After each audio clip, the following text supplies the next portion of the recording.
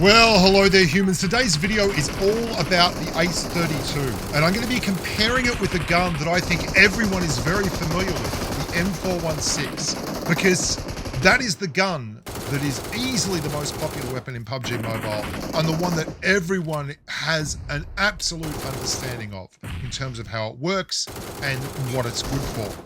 And the Ace 32, being the brand new weapon in update 2.7, is the gun that everyone wants to know. Is it better than the M4? Today we're going to talk all about the Ace 32. I'm going to give you the stats, the meta, the breakdown on the best way you can use it, and exactly why I think it's a great addition to the game. Now, PUBG Mobile is sponsoring this video, and I want to thank them very much for the opportunity. And also, I want to shout out the Summoners Showdown. The Summoners Showdown is a community event that's coming up. There's going to be qualifiers on July 24th and 25th. 16 qualified community members will go into the event, and there is a $10,000 prize pool. So don't miss that out. It's a really fun time. I'm going to be involved with it. So are a whole bunch of other community contributors, and you can have a great time either playing in it or watching it. Now let's compare these two as a benchmark, because I think the Ace 32 is a great addition to the game. The 32 has a higher base chest damage of 45 versus 40.9. Importantly, it can one-shot, if you're not wearing a helmet, 103.5 versus 94, and a slight advantage in limb damage. Now, this is what you'd expect. It's a 7.62 AR. 7.62 ARs tend to have a much higher alpha strike damage and headshot damage, but lower bullet speed and often lower rate of fire. That's not the case though with these two. As you can see here, if we look further into the stats, they have exactly the same rate of fire. And while the M416 has a big advantage in bullet speed, that rate of fire with the big damage bonus means that the time to kill on the Ace 32 is much, much better than the time to kill on the M416. Is that the end of the story? Well, of course not. There is so much more to go through on these two weapons. Let's have a quick side-by-side look at the recoil. Now, because these fire at exactly the same rate, you can see them climbing at the same time. But when you look at the actual recoil, the vertical recoil on the Ace 32 is woohoo! Off the charts. It's nearly double that of the M416 in close quarters. Well, how can you then use the weapon effectively? Well, a key to all of this is that as the game has progressed and we've gone through years and years of changes, we've got customized sensitivity settings, we've got ergonomic grips and muzzle brakes that massively reduce recoil so that you can actually spray with this weapon. I'll run that little sequence by you again. Because in that sequence, it looks like this could be the greatest spraying weapon ever. And what you're actually going to see is the vertical recoil helping here.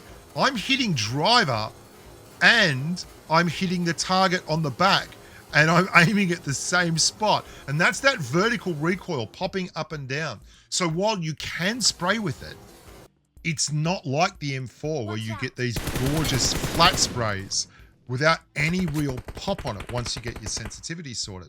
Now, that doesn't mean you can't do it. Obviously, you can do it. What we're looking at here is what is it good at. Now, while the M416 is excellent at doing those kind of things, it doesn't have the raw brute force of the Ace 32.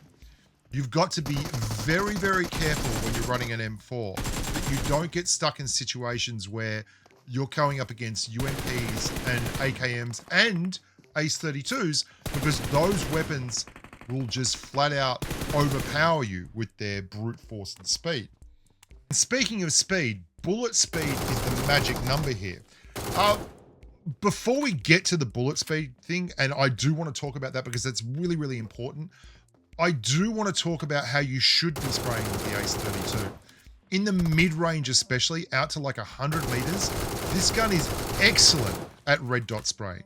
And it really does suit a playstyle where you are ADSing or aiming down sights or aiming down scope consistently. Using a red dot coupled with aim assist or a canted sight, as you saw there, I was using a canted sight, is a great way of really maximizing an AR's spraying capabilities, because that aim assist is really, really useful, and that bullet speed is excellent. Here we see the red dot aim assist possibilities of the Ace 32 in that mid to like long range, like that's 77 meters, 77 to 100, you're really going to get a lot of value for money out of the Ace 32 in a red dot. Now, I told you I wanted to get back to the bullet speed idea, and I do. And it's one of the reasons why the M416 is so deadly at these sprays, and why people are sometimes a little bit disappointed in 7.62 weapons. And I'm going to use the UMP as an example here, because the UMP is a gun that everyone is used to running. The UMP does 5% more base damage to a chest area, 11% faster rate of fire, and it has a 32% faster time to kill or clear a level 2 vest. It also does a lot more limb damage. But by the time you get to 50 meters, the M416 is beating the UMP universally in time to kill, because bullet speed gets the damage to the target faster. And the faster your bullet speed, the faster your time to kill maintains as you go further and further away on targets. And that is one of the reasons why the Ace 32 is actually a very nice 7.62 AR for the red dot spraying return. 750 meters a second is the same bullet speed as an AKM. That is a very quick 7.62 bullet speed. It's faster than the barrel, considerably faster than the barrel. It's much faster than the Honey Badger. It's nearly 100 meters a second faster than the Honey Badger. It's faster than the DP28. It's faster than the Gruzzer. It is one of the fastest 7.62 weapons that full autos. 750 meters a second is the same bullet speed as an AKM. And you can see as you compare these two guns and you see the highlights, nearly all the highlights that you're really getting with the M416, where it really works are at range. It's spraying. As a weapon, it's excellent at that. So what you want to do is talk about, is that really what you want to be doing with an Ace 32? An Ace 32 is best in the short to mid-range. We've seen that because it's got high alpha damage, high headshot damage, very good 7.62 bullet speed, and the recoil is very, very steep. The further away the target, the less effective you're going to be with an Ace. Now, it doesn't mean you can't be effective. You can see if you spray with it, or even if you hip fire with it in close quarters, it's really not tough to control. And one of the secrets to that is in the recoil of the Ace 32.